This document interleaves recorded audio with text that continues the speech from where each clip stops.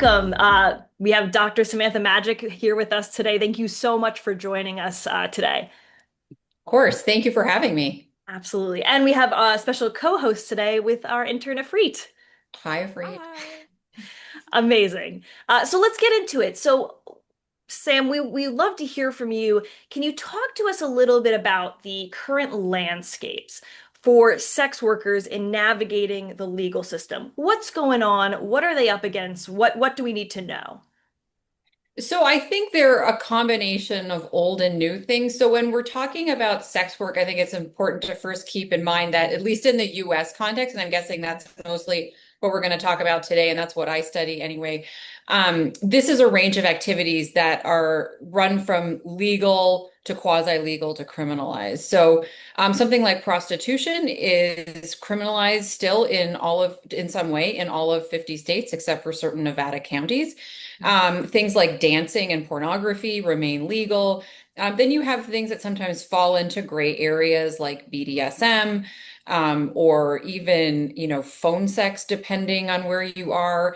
There's a range of activity, and the legal landscape on that front, specific to those activities, has not changed much. So it's not like, suddenly New York finally passed decriminalization or anything. So sex workers are still negotiating that landscape. But there are some newer parts to this, or somewhat newer. So one is SESTA FOSTA, which is I can never get the acronym right, but it's basically what it does is it holds platform companies, so places like anything from X to, Instagram or whatever, potentially liable for sex trafficking in a way. So it amends the Communications Decency Act in a way that holds these platforms liable. And so what this means is platforms have, since the passage of SESTA FOSTA, it's really been up to them to sort of interpret and enforce that law.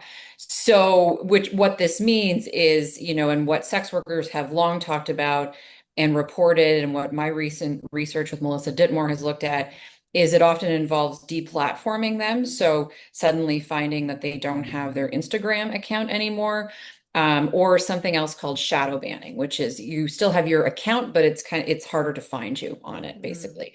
So, SESTA FOSTA remains with us, largely, I would say, implemented and enforced through the platform companies. And then I think, too, the thing to keep in mind that we don't know as much about yet is the current climate around immigration enforcement. So we have, ICE agents being deployed in cities all over the place. And so far, we know some of the places they've been targeting. I mean, the most recent one was the auto factory, I think, in Georgia. But to say that, this isn't going to hit sex workers is not something, I don't think we can say that for certainty. We know that, or at least from what we see, ICE is really focused on targeting immigrant businesses, and immigrant are, of course, not the only people who work in sex businesses or run them, but I could imagine, if it hasn't already happened, that we may see ICE raids also targeting potentially massage parlors or Mm. areas even with like larger Black and brown populations, because that seems to be the trend. And this could end up wrapping up sex workers in its remit as well. Absolutely. Wow. Didn't even think about that connection there, but the punitive nature feels so actually important to speak about. If we can return just for a second to that kind of online space, you talked about kind of platforms like X and sort of social Mhm. media platforms. Are we seeing other things happening in these online platform spaces? I was thinking, in my brain, a more kind of something like an OnlyFans, but even other just online platforms. What's happening there in terms of moving from in person to those platforms? And is there sort of some benefits there, but also, as you noted, some issues as well? So, the sex workers have always been technological pioneers and first adopters. So, we think of everything from the telephone, the automobile. Sex workers were some of the first to really adapt to these technologies. Obviously, the VCR, if you're probably both too young to remember video cassette play recorders, Betamax and VHS, but When those were created, Hollywood was like, this is stupid. And the porn industry was like, no, this is really smart. And so we can, thank them for everything from the DVD to home videos today. So, and then of course, the internet, sex workers have also been pioneers and early adopters of internet technologies. And so, I think so they've, use these like any other, I think, business person would or business community would use them for marketing, advertising, arranging meetings, offering services. That's really increased with video technologies, and of course, processing payments, Mhm. right? And creating content. So sex workers are using, all the same platforms that other workers use across a range of industries in the same ways that they use them. And, there is some evidence and estimates, so it's really hard to confirm because this is largely an informal and obviously unregulated industry. There is some, discussion and evidence that since the pandemic, especially as everybody kind of moved to work online more people are now also doing sex work online and more people started using online technologies. So, I think the risks and benefits, sex workers face a lot of the same risks that other workers face. So, we hear about routinely how, these platform companies like Uber or what's the one, DoorDash, Mhm. stealing tips from drivers and stuff like that. Well, we found in our research that when companies, especially platform companies like PayPal, or Venmo, when they shut down a sex worker's account, they will often keep their money. And so, losing money, right, because you've lost your account is Mhm. something that sex workers face. Like other workers who post their services, and images and aspects of what they do online, they're also, subject to things like doxing, online stalking, all of those things. So there are, the dangers. As well, there are some unique challenges. So, unlike someone who drives for DoorDash or Uber, engaging in prostitution isn't legal, right? So you Right. have that potential criminal penalty risk. And I think, with that, there are some benefits. It benefits to sex workers online in the sense that they've used online technologies to create communities. They've always Mhm. done this, right? But to communicate, to create bad date lists, to create support networks, to say, hey, if you're on here, this client isn't great. Um, Doing those kinds of things have, I think, helped sex workers be safe in a very challenging climate. But at the same time, they're exposed to all of the risks that people who are online are exposed to, plus the added potential stigma and even criminal penalties that come with being in the sex industry. Sure, Yeah, absolutely. amazing. I just wanted to ask, so as since the beginning of COVID-19 and the pandemic, has the pandemic impacted other parts of sex work, particularly in the online context? And have there been safeguards implemented at all, or at least support for sex workers, since there's been an increase of sex work on online platforms since 2020, 2019? Well, I think again, and I think this is still most of the evidence is largely anecdotal because it's not like we had a baseline. So, like pre-pandemic, there were 140,000 content creators and people arranging escort. Like we don't have baselines, right? And Right. so, to say that it's increased or decreased, no one can say that with any certainty. But, as people increasingly have had to look for work or work online, especially during the pandemic, I mean, at least anecdotally, you heard of more people, for example, trying to start an OnlyFans, Right. do whatever you might do on an OnlyFans to maybe do something sexual in nature to earn money. Again, like, do we have hard evidence that there's been an increase? I mean, probably there has, but was there a baseline to begin with? We don't know that. And then Mhm. we don't know how long people have stayed in this kind of work either. I can imagine that for many people doing sex work online, whether this is using online technologies to arrange in-person meetings or just creating and engaging in interactions online, is often something people do in addition to other things or as a supplemental form of income. So, again, my guess is probably maybe, but we don't have any hard numbers for that. Sure, absolutely. Um, Maybe we can shift a little to talking about your you had a book put out around celebrity, and I put activism here in quotes, Mhm. and you can tell me if that's accurate or not. Yeah. Around like also human trafficking as well, but we can talk about that in a similar context. What is the relationship that you're identifying between, this sort of activism, this sort of mainstream feminist ideologies, and for you, why is it important? What drew you into analyzing to studying celebrity activism in this realm? Yeah, so I mean, to really kind of grossly paraphrase Karl Marx, right? You want to make your labor your life activity. And Mhm. I've always just kind of loved celebrity, like I loved reading, In Touch or Us Weekly magazine or those things. So I've always found that fascinating, but I think also because I'm interested in issues, a lot of my research as a political scientist has been around political activism and studying issues of inequality, um, looking at sex worker or not sex workers, excuse me, celebrities as political actors. And these are people who I think we need to take seriously as political actors because we increasingly see them doing things in more traditional, especially political and influential policy spaces, whether it's the United Nations or the United States Congress or whatever, being given a lot of space to talk about certain issues. And, there, I think I'm, in an increasingly unequal society where it seems that those with either financial currency or, public fame currency, right, are getting so much more space.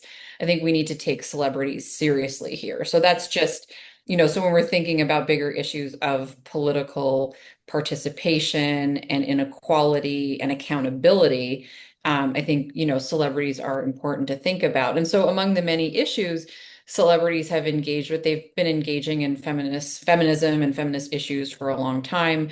And so, human trafficking has kind of come out as one of those big issues. It's sort of a feminist issue par excellence in the sense that a lot of the framing, especially since, the late 90s when this really became a big public issue in the United States, has really conflated human trafficking with sex trafficking. And so, for many feminists, particularly of the more radical persuasion, sex trafficking is kind of the ultimate expression of violence against women. And so when we're talking about human trafficking, often people start to think about sex trafficking and, what feminist is going to support sex trafficking, right? And so I think for many celebrities, I think, they're concerned about this issue. They care about this. They care, about women, and they think they can bring considerable attention through their celebrity to this issue. So I think that's in my own book, I find that largely, at least for the most active celebrities around this issue, the motivation is largely personal. So maybe they've, seen something on a film set, or they have been introduced to the issue through a family member or something like that. And so they develop sort of a personal connection to this issue, and they decide that it is going to become their issue. And where they go from there, I think really depends. But Mhm. like many feminist issues, this is a big one. And so celebrities have joined in. Sure. Yeah. You mentioned this sort of conflation, right, between humans trafficking and sort of then the mind goes, particularly in this context, to sex trafficking. Mhm. Are you seeing a similar conflation between sort of human trafficking or sex trafficking and that kind of spilling over into conversations or discourse around sex work? I'm thinking just simply about like a celebrity sort of that focus of this broader activism on sex trafficking. How does that maybe harm isn't the right word, but how does that maybe limit activism like that sex workers are doing themselves that are trying to kind Mhm. of amplify their own voices? Are you seeing limits there or what's the case? Well, I think it's, celebrities. when they conflate sex trafficking and sex work, this has been going on for a long time. And so that has actually been a big challenge for sex worker rights activists is that, so if you kind of trace the movement of the sex worker rights movement in the US back to the late 1970s, right? There was first this emphasis that, sex work is work, right? And so trying to sort of align with the women's movement and movements around sexual freedom, right? And so saying sex work is work, we shouldn't criminalize this. And then you had HIV AIDS in the 80s, which posed some significant challenges to sex workers because sex workers, were initially blamed when HIV and AIDS started appearing in the heterosexual population, blamed incorrectly, of course. Mhm. And then, then you have the 90s, the late 90s, and there was a lot of attention to women moving globally in response to economic globalization, political upheavals, et cetera, the fall of the Soviet Union. And so we see and hear in the news more stories of women moving and moving for work in particular. And a lot of times, not all of them, but in many cases, women ended up in sex businesses, right? Knowingly or not. And so this kind of becomes this big issue, right? And it's human trafficking, but it really gets picked up and conflated with sex trafficking because those stories, you know, it's not the person, ending up washing dishes against their will or working in a garment factory. No, it's sex trafficking. That's the big problem. And I'm saying that with sarcasm, right? Right. Like, so we've had all kinds of forced labor and all kinds of trafficking, arguably more into many other industries than the sex industry. But for all the reasons you can imagine, sex trafficking caught on. And so for sex workers, it was like, oh no, like we've already had to like try to define this as work, fight the HIV AIDS stigma. And now everybody thinks that if I say I support sex worker rights, I support sex trafficking, right? So this fighting this conflation has been a big unfortunately necessary project of the sex worker rights movement. Mhm. And so, understandably, because public discourse always frames or tends to frame sex work as sex trafficking, so too will celebrities initially, right? And I think, that's not across the board. A lot of them, and in my book, I sort of parse out who has a more or less nuanced view of the issue. But that is something, a lot of these celebrities have had to confront as well, that, oh, wait, this isn't just sex trafficking. And, in fact, this is a multi-labor sector issue. And so, that like what celebrities are saying to conflate this, all of this is to say is like not uncommon in the rest of, you know, the public discourse around this issue. Sure. Yeah. Um, I would like to say, I think the most recent example we've seen of like these discourses and public discourse of sex work is in the past Oscar season when Anora came out. Yeah. And there's this sort of like sensationalism of like a specific facet of sex work through Honora. And I Hmm. believe Mikey Madison during her speech, she said sex work is work, which Hmm. did cause a lot of discourse throughout Yeah. like, pop culture. Um, and I wanted to ask like what does the discourse currently look like for what is deemed good representation of sex workers? Well, I think, I shouldn't be the one to ask that question. We need to ask sex workers. They will tell you, when the representation is good versus bad. And like any other community, they're divided on this. So I saw Honora, and after it came out, I went and I read as much as I could about what sex workers had to say about the film. And, it ranged from praise to um, criticism. And I think all of it was justified. Sex workers, like any labor community, are not homogenous.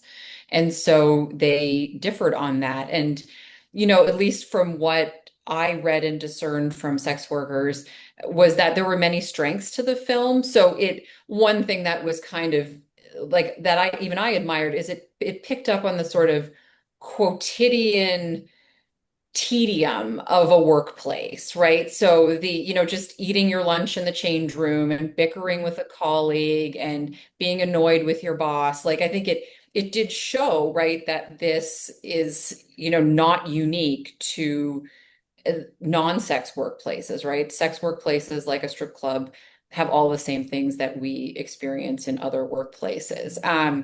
So then it, it went, then the criticisms, of course, were, often, or in many cases, about Madison's character and how she seemed to be too naive, right? With some responding, well, she was also a 20-year-old, so what do you expect, right? Or 20 something, right? So too naive, too compliant, too submissive, right? So they're kind of all of those critiques. But I think some of the more interesting discussions were on the making of the film. Mm. And so, one thing is the director, he's had done other work on sex work, but he is, a white cis man with no sex work experience, at least that I know of. And so, there have always been sort of questions around his motives, right? Just sort of based on his own positionality. And then, the labor conditions on the film. So there was a big controversy that they didn't use an intimacy coordinator for many of Madison's scenes, Mm. the sexual scenes especially. And so, she said apparently she didn't want that coordinator, but then, there was an argument, well, she doesn't know better, but then isn't that also sort of a patronizing argument, right? So Mm. so you see that like a lot of the same discussions we have around other movies, right? And other labor situations also are playing out here, which I think is again always, I think, a productive thing to point out that, yes, sex work is its own kind of labor, but it also is labor. And so in the context of late capitalism, it shares many of the same challenges and possibilities that other labor has, right? So thinking more like, what does this have in common with other forms of labor so we can organize and think about better labor conditions, I think is really, that's the prize, right? So let's keep our eyes on the prize there. Absolutely. Um, I sorry. With I was also just kind of going off script right now because I have a personal question. Just I I want to go back to like how I remember there's a lot of discourse, especially from like the radical feminist like point of view, Hmm. and we talked about this with like a conflation of sex work being sex trafficking, and just with I just remembered so much of the discourse coming from Mikey Madison saying sex work is work. And I Hmm. want to ask, like, what do we mean by sex work is work? And how, like, just how much does it do for, like, this entire movement for, like, sex work and just this, like, trying to separate the conflation between sex work and sex trafficking, if that makes sense. So I think, and thinking back to Carol Lee, right, who coined the term in the late 1970s, right, is, the first act was to destigmatize, right? So, that sex workers were engaging in labor, right? So exchange of a service for money or other goods of value, right? We are all doing that. We're all doing that right now, right? Hmm. And so saying, we need to think about sex work not as a deviant or criminal activity, but as a form of labor. And the argument was why? Because this will help keep sex workers safe and healthy, right? So currently and from all of time, we have ample evidence showing that criminalization and stigma does nothing to keep anybody, and especially sex workers, safe and healthy. Nobody, no lawmakers seem to care about this, or at least not publicly. But the point of sex work, or the power, or the intended power of that, was to destigmatize and emphasize that this is a form of labor, right? And as such, we need to acknowledge it like labor and do what we can to keep laborers here safe and healthy. Um, when that gets conflated with sex trafficking, right, this raises issues then of agency and consent. And this has always been a debate, right? Can you actually consent to this kind of labor, right? Especially given patriarchy, right? Given capitalism, given racism, right? Given all of the sort of structural oppressions. And so, you could say, well, sex work, by most estimates, is predominantly male buyers and largely, but we have no idea, um, women, but also men and trans sellers, right? But Hmm. it is this sort of gender dynamic where men, by most estimates, cis and gay men, make up the most or cis gay men and cis straight men make up most of the buyers, right? So there is this gender dynamic. But then you could say, well, but that's also the dynamic in many industries, right? Like who buys most video games, right? Most house cleaners are women, right? Like there are many, many industries where there are intimate services provided. Think of massage therapy, think of nursing, think about therapy itself, right? Where there is an intimate relationship and there is an exchange of cash or other goods of value, right? And so I think it's trying to like put sex work, thinking of it like we think of these other kinds of labor. This is not something out there, deviant, other, right? This is labor. And so the effect was to destigmatize. But then you bring in, this idea that it's force, that it's trafficking. And so suddenly, well, people can't make decisions, right? They're victims. But then you step back and you think of it, well, if I need a job, am I trafficked? Right? Like, I don't have a trust fund. I have to go to work every day. So Mhm. am I also coerced, right, into labor? And so I think this is that's the problem with this conflation, right? Is it takes out people's capacity to make decisions, but it also, I think, distracts from the conditions of why people are making these decisions. And so much of the discussion of sex trafficking and the definition of it in public discourse is like out of the movies, right? Like someone's kidnapped and then they're forced into the sex industry. And that happens, don't get me wrong, it happens. But in a lot of cases, when you read research, and especially the more ethnographic, qualitative work on trafficking, it's much more complicated. Oftentimes people know the person who is supposedly their trafficker, or they have an idea of what they're getting themselves into, and they, for various reasons, they're doing it, right? Mhm. And it's often not what it looks like in the movies. And then that's where it gets complicated. Mhm. Right. Um, Amazing. Moving on, I want to say one thing that strikes us in your research is your focus on language and narrative and just how we describe like things such as agency and power. So, first, what is important about the language that is used, like in the legal field, let's say, but also outside of it, and speaking about sex work and sex workers as laborers. Mhm. So we think about, I mean, especially now, right, where we're increasingly in these internet and sort of like phone content mediated universes, right, where everything is a meme. Everything is what is X now, 240 characters or Yeah. whatever. Everything is kind of like short bursts of words, right? And so how we say things, especially in this increasingly social media mediated environment, right? Where it's brief, it's about being brief and catching very limited attention spans, right? The ways we talk about things are really important because things can stick really quickly with Mhm. very little information, right? So I think that's just generally for any issue, right? Like whether we're talking about tariffs or elections or sex work, right? Like the words matter, especially in this particular media environment. Um, so when it comes to sex work, the ways we talk about it matters. Like discourse is the process of circulating ideas and knowledge, right? And so when we hear over and over again that, for example, sex workers can't possibly make decisions for themselves because they're victims of trafficking, it reinforces and in some ways makes that idea. It doesn't make it real, it makes the idea real, right? Mhm. And then that shapes how people talk about it.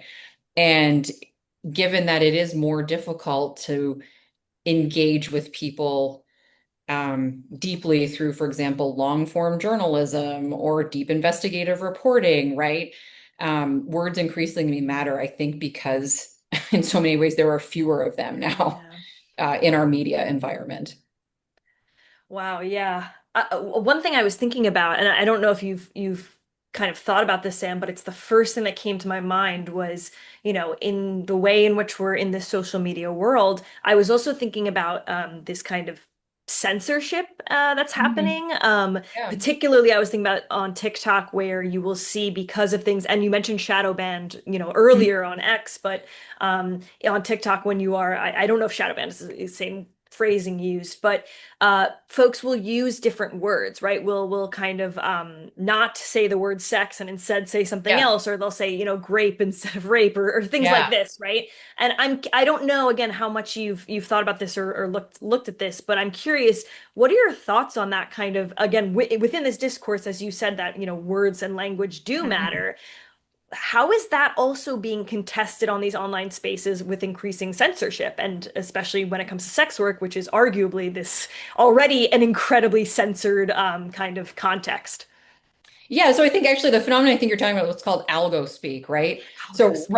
writing and speaking in ways that the algorithm won't either censor you or, cancel your account or demote your account in some way, right? And so we see algo speak in all the cases you mentioned, also around Israel and Palestine, for example, Yes. people COVID or vaccine, people will, change how they format or write those words so the algorithm doesn't pick it up. And same with sex work. And so, a lot of sex workers, especially in the last study that Melissa Ditmore and I did, they talked about their use of algo speak and, Mm, basically talking to each other and about what they do and what they often called vanilla terms, right? So just kind of like describing myself as just a plain old person who likes to dance. Or, mm, I remember one interview, they talked about how they used to use terms like whore affectionately, right, as this kind of sort of intra-community term, and then yeah. stopping that because of Wow. concerns about the algorithm. So, again, I think all of this just goes to say, like, the sex industry, of course, it is unique and is a particular form of labor, but it shares many of the same, its workers and people engaged in it share many of the same challenges as other laborers, particularly in online spaces. And so, Yeah. just as many other activists, for example, are doing algo speak on their issues so that the platform doesn't either cancel them or shadow ban them, so too are sex workers. Absolutely. Yeah. Um, Maybe to wrap up this kind of section around language and kind of discourse in this way, I'm thinking about, to your point of, you've kind of written about vulnerability. Mhm. And I'm curious if you can talk about, how you understand vulnerability and why it's important to emphasize in this work, but also to your point, right? We're talking about vulnerability is also that something that comes up when we're talking about labor even more generally, Mhm. right? This is, Yeah. what comes up even when we talk about unions and things like that. Mhm. Is there, so we've talked about labor in that way, but is there anything unique in this regard around vulnerability, or is it again wrapped up in really just these labor and working conditions? Yeah, so I understand, vulnerability very broadly as sort of susceptibility to risk, right? And Mhm. everybody's vulnerability is different, right? Depending on a combination of, I think, individual factors, but also structures and time and and those structures also include time and location, right? So, in theory, right now, we are all vulnerable to a hurricane from climate change, right? Like an unexpected hurricane. But possibly I am somewhat less vulnerable because I live higher up in the city than someone maybe who lives downtown. We saw Mhm. that vulnerability play out, for example, during Hurricane Sandy, right? Where people in lower Manhattan had their apartments flooded out, whereas upper Manhattan, not so much, right? So this susceptibility to risk is, it's influenced by a combination of individual and structural factors. And so I think, the same goes for sex work, right? There, like any type of labor, sex work has risks, but it also has unique risks. And a lot of those risks are structurally enhanced, right? So we think of if you are engaged in street prostitution, for example, you are much more likely to encounter the police than if you're doing webcam work, for example, right? So those, again, both people doing what is in theory the same kind of labor, sex work, but different susceptibility to risk based on legality and location and things like that. We see that especially play out in terms of race and gender. So, if a street-based sex workers, there's a whole, walking while black or walking while trans, and that combination, walking while black and trans, you are much more likely to get picked up for something like loitering, which is often just suspicion of prostitution, than if you're a white cis woman, walking down the street dressed the same way. Mm, So again, these are in that example, same type of activities, in theory, same risks, but um, other conditions increase that vulnerability. mm, absolutely. Yeah. I was also we spoke about this earlier, but I was also thinking about the beginning of the pandemic as well, right? You had I there was a book I was reading about folks' stories at the beginning of the pandemic, and they spoke to I think one or two sex workers, um, and some were able to move online and Mhm. could kind of Yeah, mediate that exposure to COVID, and some couldn't. And so yeah. you have, yeah, that exposure as well, not only to this epidemic that was going on, and then the healthcare of it all, and all of that's wrapped up in there as well. Absolutely. Well, and I think like what many of us, especially in more privileged positions, tend to forget is there is still a real digital divide in this country, right? So, to be able, like right now, I am, in my apartment and I have very, fancy, fast broadband access in addition to my phone. Many people solely rely on their phones if they can make their phone payments Mm, for their internet access, for their access. And so, exactly that point, right? Like, sure, in theory, anybody could become an online sex worker when work moved online during COVID, but are you doing that with a broadband connection and a VPN, or are you doing that just on your phone or through the public Wi-Fi connection that you managed to pick up? And then, of course, all these other privileges play out. So, you know, racism, sexism, body shaming, all those things also mhm. factor into online sex work. And so, sure, you move into online sex work, but then you're maybe in a marginalized body of some kind, and that is going to put you in many markets in a disadvantage again. So these things tend to also compound each other as well. Sure. Absolutely. Absolutely. Um, One final question to kind of wrap up our amazing conversation today. A part of our initiative at SexGen Lab is we like to highlight the importance of research, especially right now, in kind of critically thinking about and attempting to answer questions we have about the world. Um, so, and we're kind of asking everyone this because we love getting different perspectives. But can you tell us why research is important to you in thinking through these questions and really interrogating, these assumptions we might have, particularly for this context around sex work or broader as well? I mean, if anything, I think it just is necessary to just counter the growing amounts of misinformation and disinformation and the ease by which you can circulate that stuff in a way you couldn't before. So Mhm. you think back to, like the advent of television, right? Where, you know, most people got their news at 6 p.m. from the same three networks, right? Who all kind of reported the same thing, right? There were limited ways to share information, right? And there were some obvious disadvantages of that. We've elevated some expertise over others, right?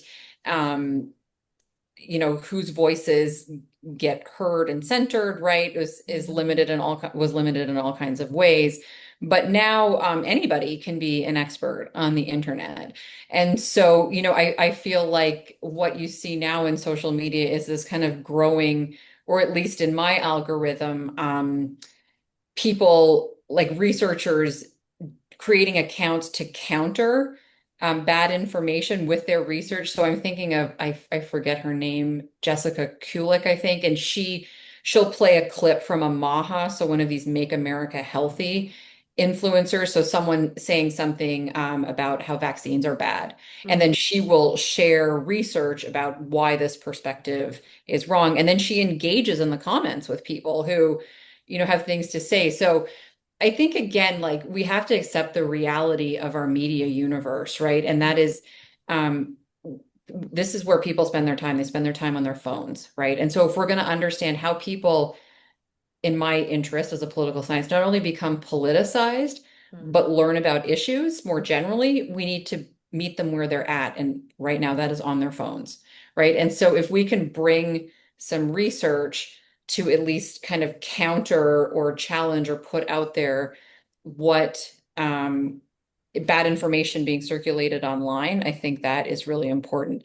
It's also a really, some might argue, losing battle, but I think the extent to which we can just put things out there. And then I think just more broadly, like beyond sort of responding to the current media moment, I think we need research because I think it's just valuable to have to think deeply about Mm, issues.